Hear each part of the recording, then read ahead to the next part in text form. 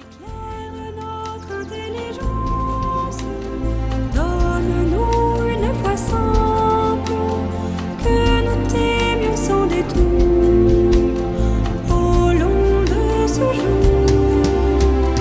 Gloire à toi, Christ le Seigneur, Fils de Dieu, notre Rédempteur. Gloire à toi, qui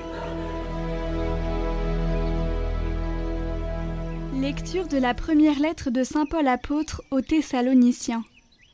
Paul, Sylvain et Timothée, à l'église de Thessalonique, qui est en Dieu le Père et dans le Seigneur Jésus-Christ. À vous la grâce et la paix. À tout moment, nous rendons grâce à Dieu au sujet de vous tous, en faisant mémoire de vous dans nos prières. Sans cesse, nous nous souvenons que votre foi est active, que votre charité se donne de la peine, que votre espérance tient bon en notre Seigneur Jésus-Christ, en présence de Dieu le Père. Nous le savons, frères bien-aimés de Dieu, vous avez été choisis par lui. En effet, notre annonce de l'Évangile n'a pas été, chez vous, simple parole, mais puissance, action de l'Esprit Saint, pleine certitude. Vous savez comment nous nous sommes comportés chez vous pour votre bien. La nouvelle de votre foi en Dieu s'est si bien répandue que nous n'avons pas besoin d'en parler. En effet, les gens racontent à notre sujet l'accueil que nous avons reçu chez vous. Ils disent comment vous vous êtes convertis à Dieu en vous détournant des idoles, afin de servir le Dieu vivant et véritable, et afin d'attendre des cieux son Fils qu'il a ressuscité d'entre les morts, Jésus, qui nous délivre de la colère qui vient.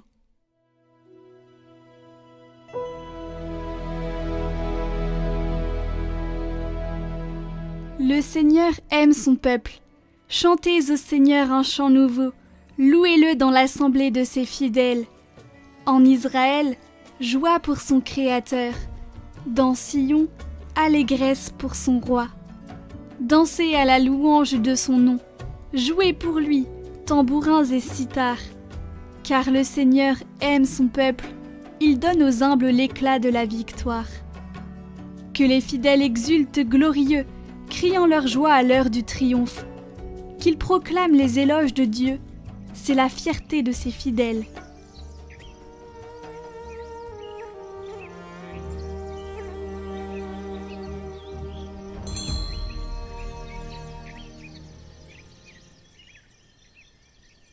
Évangile de Jésus-Christ selon saint Matthieu. En ce temps-là, Jésus disait « Malheureux êtes-vous, scribes et pharisiens hypocrites, parce que vous fermez à clé le royaume des cieux devant les hommes. Vous-même, en effet, n'y entrez pas, et vous ne laissez pas entrer ceux qui veulent entrer. Malheureux êtes-vous, scribes et pharisiens hypocrites, parce que vous parcourez la mer et la terre pour faire un seul converti, et quand c'est arrivé, vous faites de lui un homme voué à la géhenne, 2 fois pire que vous.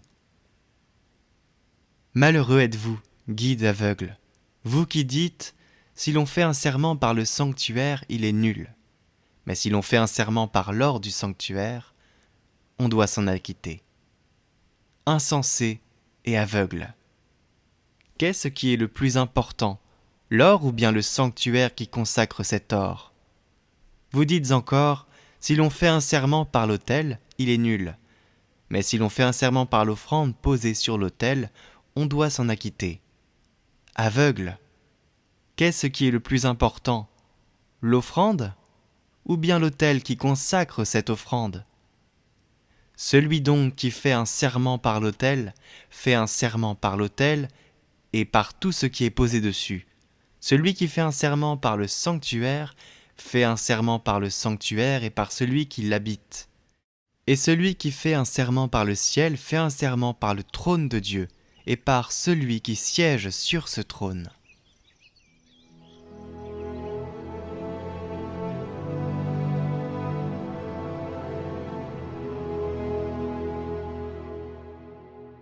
De cela, de leurs maîtres, des docteurs de la loi, Jésus avait dit « Malheur à vous qui parcourez le ciel et la mer pour faire un prosélyte, et qui, quand vous l'avez trouvé, le rendez pire qu'avant. Vous en faites un fils de la géhenne. C'est à peu près ce que dit Jésus au chapitre 23 de Saint Matthieu. Ces gens qui étaient idéologiques plutôt que dogmatiques.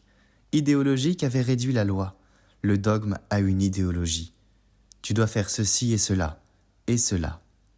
Une religion de prescription.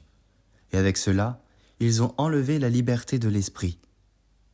Et les gens qui les suivaient étaient des gens rigides, des gens qui ne se sentaient pas à l'aise, qui ne connaissaient pas la joie de l'Évangile. La perfection de la manière de suivre Jésus étant la rigidité, tu dois faire ceci, cela, ces personnes, ces docteurs manipulaient les consciences des fidèles, et soit ils les rendaient rigides, soit ils partaient.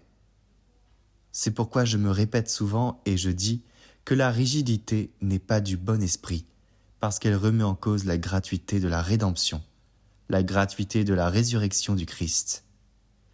La justification est gratuite. La mort et la résurrection du Christ sont gratuites. Elles ne se paient pas, elles ne s'achètent pas. C'est un don. Retrouvez le chant du jour en lien en haut à droite et en description.